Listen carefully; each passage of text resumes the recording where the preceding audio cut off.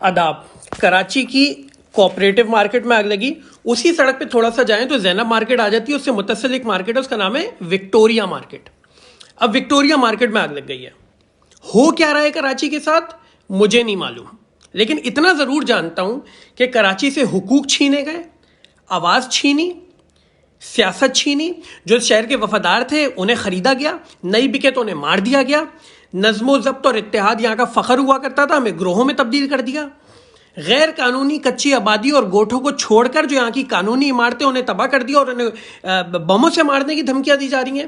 معیشت ہمارا فخر تھی, ہماری مارکیٹوں میں آگ لگا دی اور ہمارے کاروباری حضرات کو کہا جا رہا ہے اس شہر کو چھوڑ کر باہر آ جاؤ, ہمارے شہروں میں آ جاؤ, وہاں پر آ کے کاروبار کر لو, ہم تمہیں مفت کی زمین دیں گے, ہم یہ کریں گے. کوٹا سسٹم, حلقہ بندیاں, مردم شماری, تحفظ, رہائش, حتیٰ کہ عزت نفس تک اس شہر کے اندر اب ایک عام شہری کی محفوظ نہیں ہے. قانون کے محافظ یہاں پہ دہشت کی علامت بن چکے ہیں. نوکری یا نہیں دو, تعلیم یا نہیں دو, بچوں کے بچے یہاں سے اٹھا لو, مار کر پھینک دو یہاں کے بچوں کو.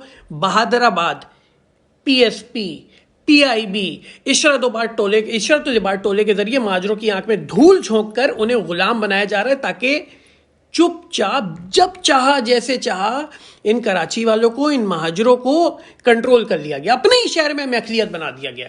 میری اور آپ کی بہن آج اس شہر میں محفوظ نہیں ہے, معذرت کے ساتھ. اسے اب دیکھ کر کوئی آنکھیں نہیں جھکاتا. ہمیں الطاف حسین کی باتیں وقت کے ساتھ سمجھ آ رہی ہیں اور ہمارا جو یقین تھا الطاف بھائی کے اوپر اب وہ اندھے اعتماد میں تبدیل ہو رہا ہے. اسی لیے کراچی کی در و دیوار بھی الطاف بھائی کا نام پکار رہے ہیں. ایک ایک مہاجر کو چاہیے کہ اب اپنا کردار ادا کرنا شروع کر دے اور نہ صرف غداروں کو مسترد کرے بلکہ الطاف بھائی کا بازو بھی بنے, ورنہ تمہاری داستان نہ رہے گی داستانوں کے اندر. جیے مہاجر, جی الطاف حسین. کراچی والوں کے لیے سوچنے کا لمحہ ہے.